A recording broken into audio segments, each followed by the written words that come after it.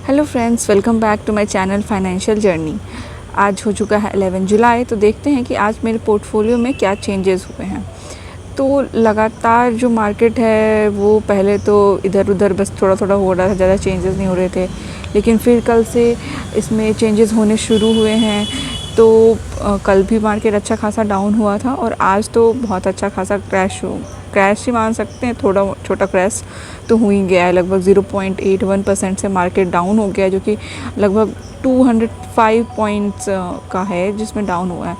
तो इसके कंपैरिजन में जो मेरे होल्डिंग्स हैं वो आज 0.48% डाउन हुए हैं, जो कि 3,530 रुपये का नेगेटिव मूवमेंट है। तो जो टोटल इन्वेस्टेड अमाउंट है वो हो चुका है 7,09,725 रुपीज़। बट उस पर जो अभी जो टोटल रिटर्न्स बन रहे हैं वो है 3.67%, जो कि 26,052 रुपये का है।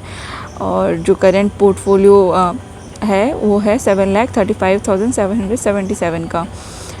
तो मुझे ऐसा लग रहा है जैसे कि अगर इस तरह से मार्केट ऐसा गिरता रहा तो कहीं पोर्टफोलियो नेगेटिव में ना आ जाए, बट फिर भी देखते हैं कि क्या होता है। और मेरे जो मेजर जो पोर्टफोलियो हैं वो है इन्फोसिस और मतलब पावर ग्रिड में ज़्यादातर पैसे लगे हैं, और इन्फोसिस और पावर ग्रिड दोनों ही आज डाउन मूवमेंट दिखा रहे हैं। आईटी सेक्टर तो गिर ही रहा है और ज़्यादातर मेरे टेक्नोलॉजी सेक्टर और म्यूचुअल फंड में मेरे टेक्नोलॉजी सेक्टर में ज़्यादा हैं, और इधर जो स्टॉक वाले हैं इसमें पावर सेक्टर ज़्यादा है। उसके बाद फिर जो सेकंड है वो ये आईटी सेक्टर ही है।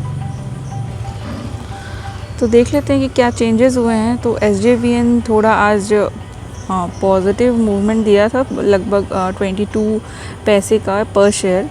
तो आज 193 शेयर्स पे मुझे इस पे 39.06% का रिटर्न मिल रहा है। उसके बाद NTPC के 150 शेयर्स पे 24.19% का रिटर्न है। इन्फोसिस के 100 शेयर्स पे 16.04% का रिटर्न है। Nippon India ETF Nifty IT के 147 शेयर्स पे मुझे 9.27% का रिटर्न है। और ITC के 110 शेयर्स पे 9.16% का रिटर्न है। टाटा स्टील के 340 शेयर्स पे 1.6% का रिटर्न है। IFCI के 60 शेयर्स पे 0.5% का रिटर्न है। और ONGC के 100 शेयर्स पे 1.13% का नेगेटिव रिटर्न, यानी कि लॉस हो रहा है 277 रुपये का। बजाज हाउसिंग फाइनेंस की 410 शेयर्स पे 1.88% का लॉस है, जो कि 947 रुपये हो जाते हैं। और पावर ग्रिड कॉरपोरेशन के 1080 शेयर्स पे अभी 4.54% का लॉस है, जो कि 15,325 रुपये का लॉस है। ये पहले जब मार्केट खुला था तब थोड़ा सा अप गया था, बट फिर उसने निगेटिव मूवमेंट लगाया। तो देखते हैं कब मेरा पोर्टफोलियो में जो ये सबसे ज़्यादा होल्डिंग, मतलब सबसे ज़्यादा इसमें एलोकेशन है वो है पावर ग्रिड, और ये अभी तक अच्छा मूवमेंट नहीं दिखा पा रहा है। तो इस वजह से मेरे पोर्टफोलियो की जो वैल्यू है वो बढ़ नहीं पा रही है। कब आता है इसका मुझे भी इंतज़ार रहेगा। अब बात करें म्यूचुअल फ़ंड्स की, तो म्यूचुअल फ़ंड्स में जो टोटल इन्वेस्टेड अमाउंट है वो हो गया है 1,05,497, लगभग 1,05,500 रुपये हैं। और उस पे जो टोटल रिटर्न्स है वो है 34.95% का, जो कि 36,876 रुपये हो जाते हैं। और जो कल मुझे जो रिटर्न है वो लॉस में जितना हुआ है वो है 0.53% का लॉस हुआ है मुझे, 756 रुपये का लॉस है। और जो म्यूचुअल फ़ंड पोर्टफोलियो की जो करंट वैल्यू है वो हो चुकी है 1,42,373 रुपीज़ की।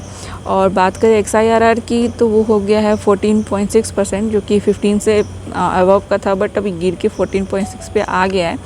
अब बात करें डे चेंज की, तो कल मुझे किसने कैसे रिटर्न बना के दिए हैं।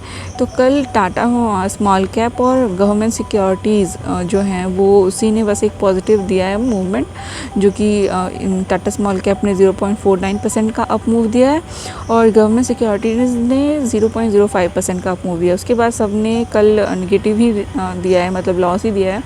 स्मॉल कैप 250 इंडेक्स ने 0.07% का नेगेटिव रिटर्न दिया है।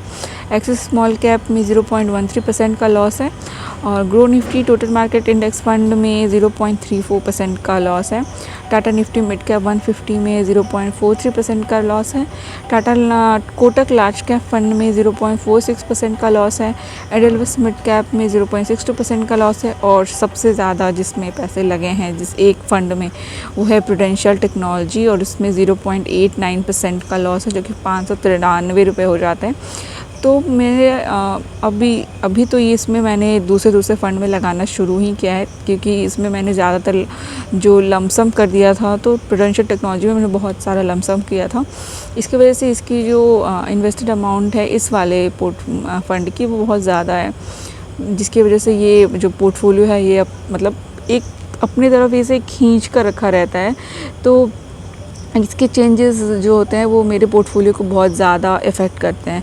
इस वजह से मैंने दूसरे फंड्स में भी लगाना शुरू किया है, तो उनमें अभी कम ही है, बट इसके जो इन्वेस्टेड अमाउंट है उसके कंपैरिजन में, लेकिन देखते हैं कि कितने टाइम तक में मैं अपने पोर्टफोलियो को थोड़ा और अच्छे से बैलेंस कर पाती हूँ।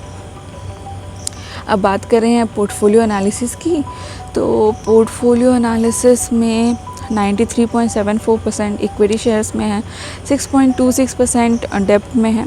और जिसकी बात मैं कर रही थी सेक्टर्स की, क्योंकि मैंने प्रूडेंशियल टेक्नोलॉजी वाले फ़ंड में सबसे ज़्यादा पैसे लगाए हैं, तो यही सेक्टर है जिसमें सबसे ज़्यादा एलोकेशन भी है, 46.79%। उसके बाद फाइनेंशियल है 12.18%, और इंडस्ट्रियल्स में 9.25%, कंज्यूमर डिस्क्रिशनरी में 7.45% एंड मटेरियल्स में 5.61%।